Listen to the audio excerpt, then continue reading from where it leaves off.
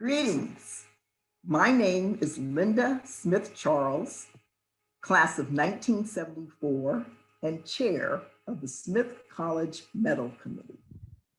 On behalf of the Medal Committee, I am so excited and honored to welcome this year's medalists to our virtual roundtable conversation, where we will learn about their experiences at Smith and the impact of those experiences on their accomplishments, careers, and contributions in their respective fields. The Smith Medal was established by the trustees of the college in 1962 and first awarded in 1964. Since that date, the medal has been awarded annually to a select number of alums who epitomize in their personal and professional lives the true purpose and value of a liberal arts education. The Medal Committee, which includes representatives of the trustees, alum community, and Smith faculty and staff, conducts exhaustive research on all nominees for the medal and recommends a slate of 4 candidates annually for the trustees' approval. Our committee's work to develop each slate of medalists includes very thoughtful and deliberate consideration of the outstanding accomplishments and contributions of all nominees. We encourage the nomination of Smithies across all generations who reflect the richness and the inclusive diversity of our extraordinary alum community. Our medalists serve as role models and inspirational leaders across national and global landscapes. They encourage us, motivate us, and challenge us through their vision, innovations, and their contributions. We are extremely proud of our medalists and their achievements. When our committee met on campus in February 2020 to select this year's medalists, we certainly could not have predicted the relevance of each of their backgrounds and contributions to this historic and challenging time in which we currently find ourselves. Our medalists are truly phenomenal. I'm now honored to introduce my 1974 classmate, faculty liaison on the Medal Committee, and the Louise Wolfe Kahn Professor of Theater and Professor of Africana Studies, Andrea Hairston, who will moderate the conversation with this year's medalists. Andrea. Thank you, Linda. We have a great conversation planned with our 2021 medalists. We have infectious disease specialist Anne Gershon, class of 1960. We have business leader and classical singer Mitsuru Claire Chino, class of 1988. Family planning and reproductive rights leader Claire Coleman, class of 1992. And writer, activist, and curator of Cool, Kimberly Drew, class of 2012. We have a few questions to start our conversation, and we'll see what other topics come up as we talk. So the first question is, how did your Smith experience prepare you for what you are doing now? And in particular, what lessons did you learn at Smith that continue to resonate as we wrestle with a pandemic and political upheaval? And we'll start off with Anne. Thank you very much. It's really an exciting pleasure and honor for me to be doing this, and something that I never ever thought was going to happen to me in my life. So I'm really thrilled. Going to Smith College was one of the best things that I ever did in my life. Outside of marrying my husband of almost 60 years, I grew up during World War II, and my family moved around a lot, and I didn't go to very good schools. And I really hadn't any idea what education was all about, but I knew I wanted to become a doctor. And it was something that I started thinking about when I was very young. I was a good reader and learned how to read early in life and read some of my father's medical textbooks. And when I said, I want to become a doctor, everybody said to me, oh, women don't go into medicine. Nobody wants to go to a woman doctor. Think of something else that you might like to do. And in fact, that was the attitude that prevailed for many, many years. Gail Collins, in her book, writes about how in the 1950s, it was open knowledge that there were quotas for women at medical school and that 1% of medical students were women. And they just weren't wanted in the profession. And everybody talked about it and gossiped about it, and it was very unpleasant. Well, I wanted to go to medical school, and I thought that if I went to a women's college, I had had a great time, by the way, in high school. If I went to a women's college, that maybe I would get serious about my studies. And I not only found myself surrounded by the most fantastic professors who in those days, they were doctorate, people who had doctorates, but they were all known as Miss. I don't know what you call them today, but my two favorites were Miss Horner, Elizabeth Horner, who was a brilliant character and who loved animals and who loved students and who loved science. And so you talked to her for 5 minutes and you were ready to go out and do research. And Elizabeth Hobbs, who was Mrs. Elizabeth Hobbs, and happened to have married a doctor, and she worked all of her life teaching at Smith, again, adored students. And she convinced me that I could have a normal life, so-called normal life, with a profession and a family and children. And without the influence of those two, I never would have made it. And there was one other person, and that was a chance that happened. My roommate at Smith also became a physician, and she and I bonded together. We're still best friends, and went through a lot of the traumas that came up later on, and which I might talk to you about if you're interested. Some of them are kind of funny, but some of them aren't so funny. But in any case, if I hadn't gone to Smith, I never would have become a doctor. And just to take it up to today, because I do infectious disease, I obviously have an interest and some input into vaccination against coronaviruses. And I'm happy to tell you that my husband and I have both had our first dose of vaccine since we're so old. I think that the other thing that was wonderful about Smith at the time, and I hope there's still some of that left, is that it was a residential college, and all of the students ate together. I was in a small house, Sessions House, which was built in 1790 something or other, so it was historic. And we all knew each other very well and had great respect for each other. So not only was there wonderful interaction with the faculty, but also with the students, which was terribly important. Okay, thank you. Claire? So Anne actually brought up World War II, and I find that so interesting because the reason why I became interested in Smith was because of my mother, who was a college student in Japan post-war.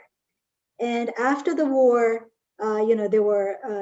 there was this particular university or college that was established by American and British missionaries. And my mother was a student, college student there. And her biology professor was a Smith graduate. So ever since my mother knew that the scientist, a female scientist, was a Smith graduate, she really wanted her daughter, me, to go to Smith. So I guess I wanted to just add that Smith really put a footprint in women's education not just within the United States, but also overseas, and in particular Japan. So I just wanted to add that. And also my shout out to the Smith Club of Japan. I hope many of them are watching this today. But for me, I think there are really definitely two things that really influenced me at Smith. And one was to really broaden my ideas, my thoughts, my perspectives in a very sort of intimate setting, as Anne mentioned, in this residential setting. So my first roommate at Smith was Jennifer Baskerville, who was the medalist from last year. She's African-American. It was my very first time rooming with an African-American person. And I think likewise for her, it was probably her first time rooming with an Asian person. And just, being in this very intimate setting with somebody that you hadn't come across up until that time, and to have, discussions on all sort of things, sort of topics. That was just so fascinating. And secondly, I had the chance to go to Germany for my junior year to spend time in Germany, another country, of course, that lost World War II. So having interactions with German students about post-war, what the war really meant, and really the democratization after the war from a historical perspective. That was also very, very interesting. I guess another thing was really to be, Smith really gave me confidence in many respects. Of course, the professors who believed in me as an individual, especially in the German department and the music department. But in addition to that, not just these confidence of individuals, but the facilities in the infrastructure at Smith that supported that. So for example, if I wanted to sing and give a recital, to have not just a wonderful voice teacher who was so encouraging, but to have Sage Hall, the venue to give you a recital.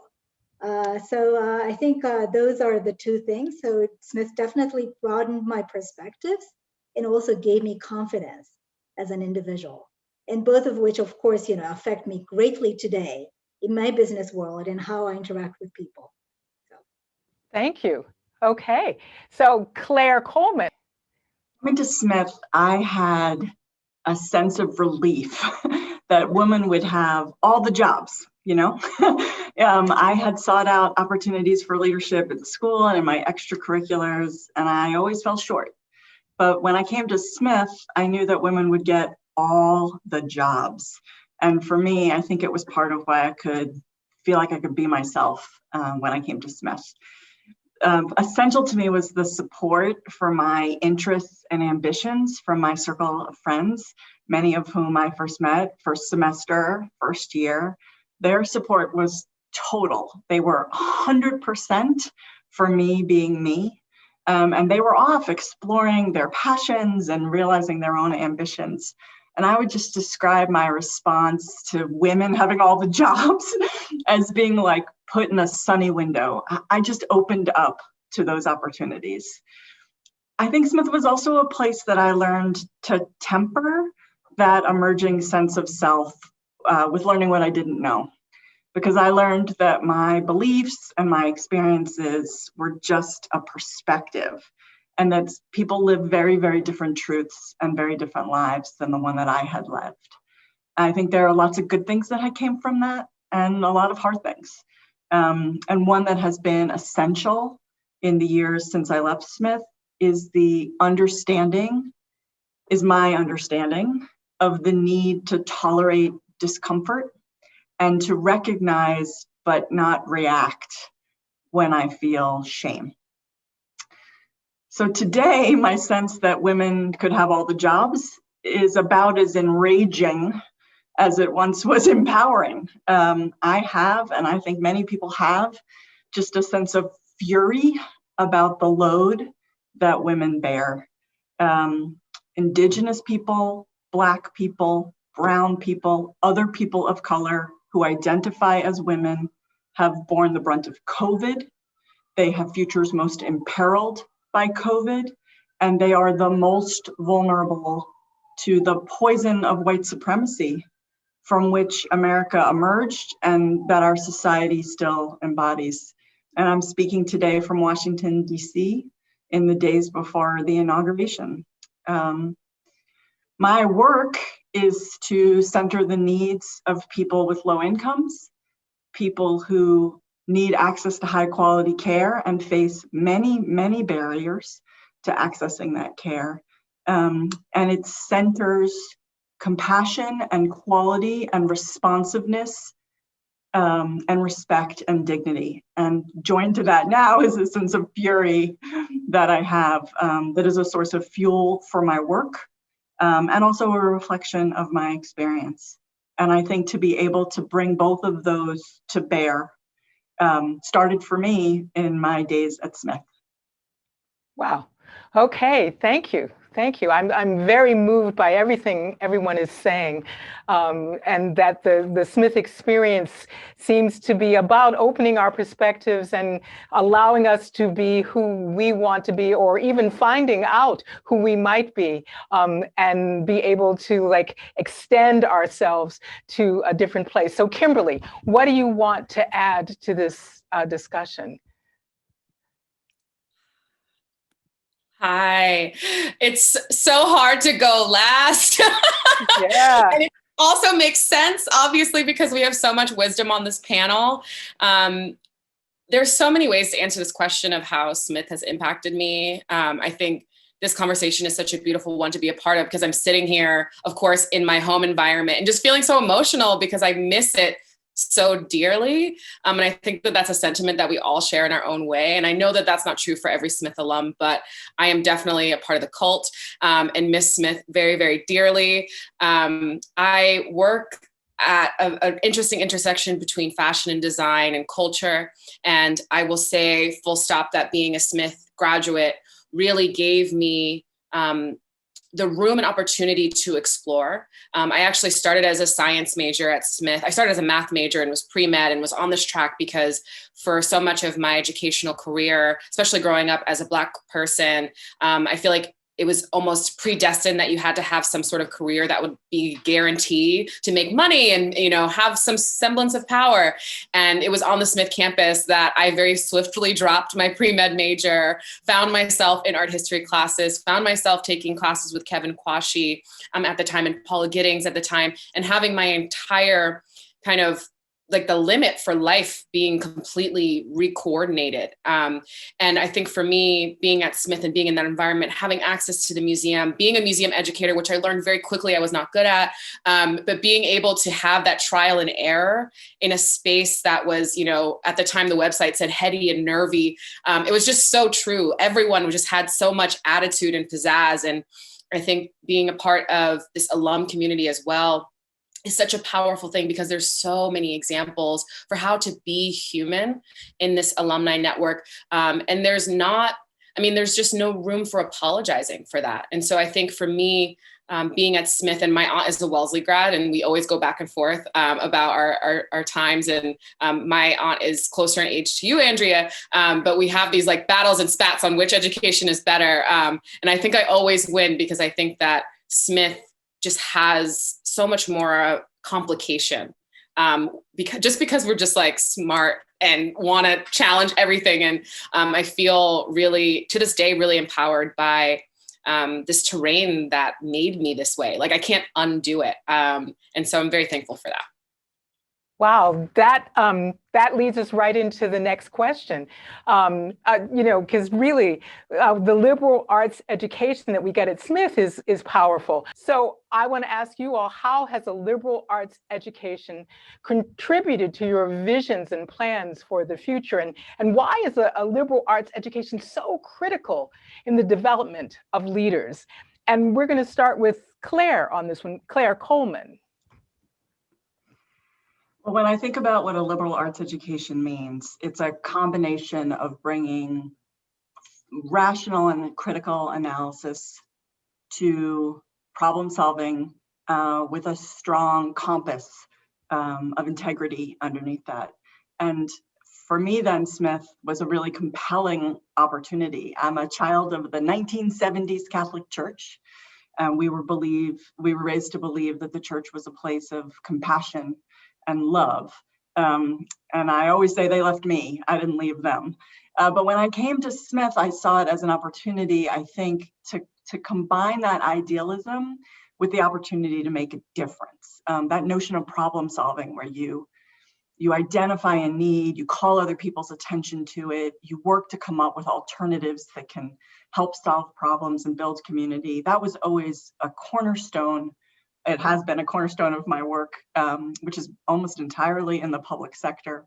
And I think, again, started for me at Smith, and that sense of having a moral compass and being able to apply it in the work is also the cornerstone of a liberal arts education. But I'm really struck by both what Kimberly and Andrea just said about, worrying about a career, because I can tell you, my parents worried. My dad worked his way through school at night. My mother didn't go to college, didn't have that opportunity as a young woman. And we were raised to know we were going to go, and that it was our responsibility and obligation. And when I chose a liberal arts education, my recollection is that my parents were worried. My siblings were choosing finance and going to university, and I felt some pressure to deliver. And I was a work study student, and I worked every break and every vacation and every summer, and I borrowed and I worked. And to this day, I think I've been out of work for a grand total of 6 days since graduating 29 years ago. So I just really resonate with both of you, talking about like that opportunity to open up, but also that real sense of pressure and promise, and can we, through a liberal arts education, achieve and succeed. And in my judgment, pursuing a liberal arts education didn't leave me less equipped to find work and build a career. In fact, I'd argue that it made me more so. So, Anne, you said you had some things to say to us, and perhaps that could connect to what a liberal arts education offered you as a scientist, who then goes on to work in infectious disease. So would you like to speak about that? Sure.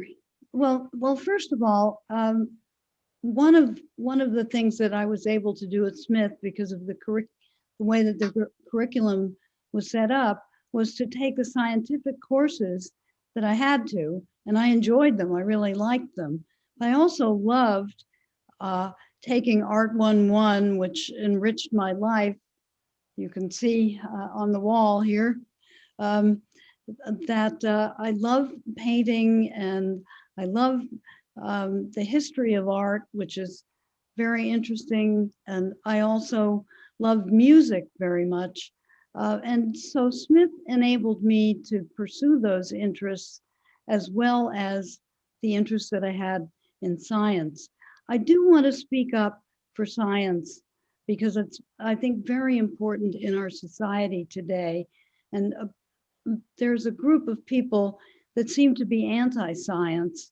And I think it's so important that we figure out a way to convince them that things like vaccinations are good and not harmful, and that science is very exciting in the world today. We have molecular techniques that we didn't used to have.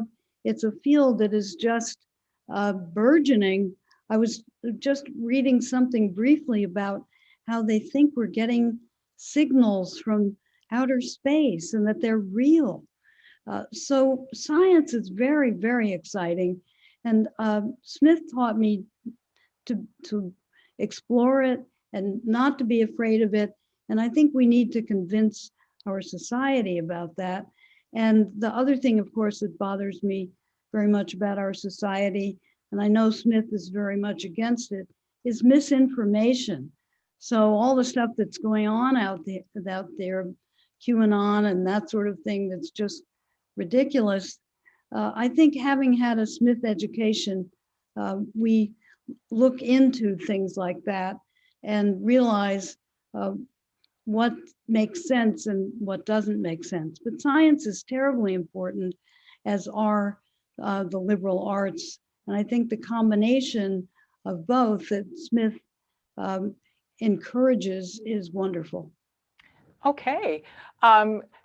The other Claire, so you are a leader in your field, and you went to Smith and had a liberal arts education. So how do all of those things work for you, and how do you see the liberal arts education as central to who you are right now and the vision of the future that you have? So I don't think I really appreciated as much as this year and last year how important the liberal arts education is. So just to give you some context, I'm president and CEO of a North American operation of a major Japanese company. And here in the US, we have something like 17,000 employees in 40 group companies. And of course, March was a really scary time last year when COVID happened. We had never experienced anything like that. We all immediately went to work from home, but business continuity was something very, very important to us. How do we actually continue our business notwithstanding COVID? And it was really a challenge for us because you couldn't really rely upon the practices from the past. You had to try out new things. And I think over the last several months, what we discovered was that staying flexible and nimble was really the way to stay competitive. And in order to stay, nimble and flexible, you really have to turn to diversity of thoughts. You cannot be fixed on one set of, way of thinking. And I think that's where I realized that this, not just the liberal arts education alone, but this interdisciplinary, the importance of the interdisciplinary, studies, thoughts, that came in very handy. And I hope that I was able to do that by not just fixing on one idea, but actually reaching out to many of our colleagues to get their ideas. And so, diversity, the importance of diversity, which I learned at Smith, is something that came in very, very handy. So that's one thing. The second thing is that last year was just an incredible year, just many ways in terms of thinking about new things. So of course the Black Lives Matter, but also the centennial of the 19th Amendment, the women's suffrage. And I think what became very important to us was that in order to continue our business and to stay competitive as a business, we really needed to empower our employees, because behind the numbers are these human beings. We like to talk about the profits, the turnover, sales turnover and whatnot in terms of numbers for businesses, but behind the numbers are the people, and they need to be empowered.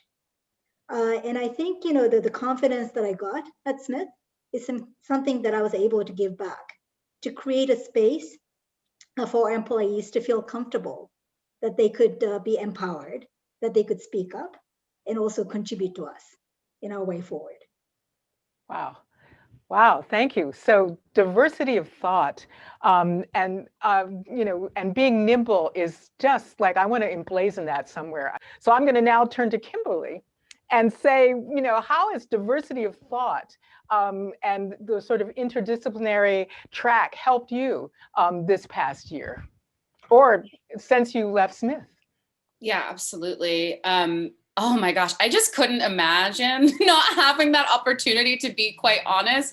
I, for high school, went to a New England prep school where there was this really keen infrastructure and institutionalization of a sameness. Everyone wore the same clothes, everyone studied the same things, and everyone's family summered in the same places. And as soon as I was thinking about where I wanted to continue my education, Smith became this really shiny opportunity because of its open curriculum, because there would be this opportunity to ask how and why. And so many of the I shoulds in my life became like, can I, could I, would it be possible if I, and through that journey, coming out of being a scientist and then into being, deeply, deeply, deeply in the humanities, and now I can barely count. I feel so thankful for that opportunity at Smith to just ask bigger, broader questions. Because I think, especially for someone like myself, I'd felt like I was failing so much academically because I just hadn't found my thing. Even thinking about like my first year, I was taking 8 a.m. calculus classes, and it's just like, who was that? You know, like that wasn't you. And in so many ways in that first year, I felt like such a failure. And by the time that I had finished my education, was like on the dean's list and like doing all right.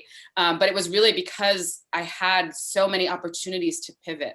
And I think especially for students who are watching right now, it's really important for you to seek out those things that allow you to be the best version of yourself, and don't feel like you have to limit to the thing that you should be doing. And then the other thing that I'll say very quickly is that I think that and it's so amazing to go after Claire Chino, because I think that being in a liberal arts environment reminded me that even if you are an executive, or even if you are a scientist, or even if you are a doctor, there's so much life that we are living. And so there's so much opportunity to be interested and engage with so many different things. And so for me, I'm like challenging myself to learn more about the law, especially in this moment, thinking about litigation and bills that are coming down that are penalizing trans youth. How can I get more involved in that struggle? Even though my life is in the arts, there's so many ways that we can find different intersections for how to be involved and engaged. And what does it mean to be a doctor who loves art? You know, there's so many more abundant ways of imagining ourselves. And I feel like I got that curiosity and that instinct to challenge a sameness or a stillness from being a student of liberal arts. Well, I'm going to stick with you for a little longer and ask you, because you started to say, like, what should students not miss during their years at Smith? Yeah, I mean, you were beginning to talk about that. You can just elaborate on that. So one of the things is to be open to all of, the pivots, like the possibilities. What are the things that they really just shouldn't miss while they're studying at Smith? Yeah, absolutely. I mean, it's hard to answer right now. I think the elephant in the room is, of course, this pandemic, which really does erode so much of what makes Smith such an incredible opportunity. I think for myself, the thing that was most important was community, which of course isn't inhibited fully by COVID. I think even about your class, the class of 74, which was like our idol class, is the class of 2012, because we were like, the 74 sisters are so cool. And thinking about these longstanding, connections, I think about Smithies like Thelma Golden and Carolina Miranda, who really, really shaped, especially my career in the arts. And so I would say one thing for sure is the community. I don't know what it's like to be a student right now and what is possible through the internet and communication, but I would say thinking about the community is so powerful, especially when you're endeavoring on a field, especially like a field like art, which is so opaque and really difficult to figure out how to get into. There's no like inroads programs or like, really explicit fellowship to be a part of the art world. And there's so many Smithies in the art world. And so it's really beautiful to think about how that community can activate and usher you into this next phase of life. I would say that for sure. Okay. Claire Coleman, what would you say that students should not miss during their years at Smith? I was really challenged with understanding that I had the opportunity to develop a deeper learning experience with the faculty. My major advisor is Howard Gold. It was his first year at Smith, was my first year at Smith. I worked for many years for the then chair of the sociology department, Pat Miller. Steve Goldstein, who taught Soviet politics, almost made me like ditch my dreams and take Russian. But I was intimidated. I didn't go to office hours very often. I didn't feel like I had sort of the standing to try to develop a learning relationship and I regret it. I think I focused too much on just doing my work and showing up to school, just sort of carrying on like that kind of dutiful behavior from my high school experience into my college experience. And I look back and think, I wish I had just taken the chance to try to connect more with these very smart, interesting people at the front of all those lecture halls. I agree with Anne and with all of us really, right, that we're saying that, your passion can get lit in places that you don't imagine. I'm a person who arrived at Smith knowing what I wanted to major in and actually having my dream job in my head, and I majored in it and I got my dream job. I didn't get it right away, but I got it before I was 30, and that's an unusual thing. And the cost or the price that I paid perhaps was I never took Art 100. That's mostly because I had to graduate early due to financial pressure on my family. That was not something I anticipated, and it's something that I still regret. But I would encourage folks, even from the start, to go ahead. And when I think back of like, did I really need that BA in government to be a Capitol Hill chief of staff or the CEO of a national advocacy organization? No. I mean, would I be a better thinker, a better writer, a better speaker? Could I make better connections if I had taken the time to do art history and philosophy and more religion? So I do encourage people to think about it as a license to explore. And I wish I had. And then, of course, when you can get there, the campus is stunning, right? And just being in that outdoors, I love the 4 seasons and you get them all. And the last thing I would say is, if you do nothing else, and it doesn't matter where you are, you don't have to ever step foot on this campus, but the single most important thing you can do with your time is think about what makes you you. Because leadership comes from reflection. The word literally means to throw light back. And I think you will be a better person, a better partner, you'll have a better career, you'll have better relationships if you give yourself the time to think about just a couple of questions. Think about what you stand for, what your values at the core are. Think about what's worth striving for. What's the why of why you're working so hard? I think you should think about how much you need to be in control, because when you can trust in others, it just makes you enthusiastic and it makes everything better. I think you should think about how you see mistakes, and if you have a growth approach or a fixed approach. I'm the mother of an elementary school student, and we spend a lot of time talking about fixed mindset. And then the last 2 are, what do you expect from your people? How can your beloveds show up for you? And the last, and I think this one's the most important, is, do you know how to take care of yourself? Because that will stand you in such good stead. And so whatever coursework you pursue, and no matter what your experience of Smith turns out to be, centering each year, each semester, those 6 questions, and perhaps many other questions, but those 6, I think, are the greatest possible way to marry the extraordinary opportunity that is Smith with betting on yourself, which is what we all need to do. So the other Claire, what should students not miss during their years at Smith? So I completely agree with the other Claire. I really do feel that I should have taken more of the core liberal arts classes. And maybe the system has changed at Smith now, but to have all that freedom to choose was great. But I sometimes wish that there were these core subjects that you had to take. So I took art history 100 my senior year and was about to fail, so I dropped out very quickly. But things like art history, music, anthropology, these core subject matters, which one should definitely not miss in the first or second years. I should have taken, because I think I was so focused on, I was a government major like Claire. It's a government with a minor in German and on the side music. And that was really it for me. And I don't know why I didn't take more classes, for example, in science.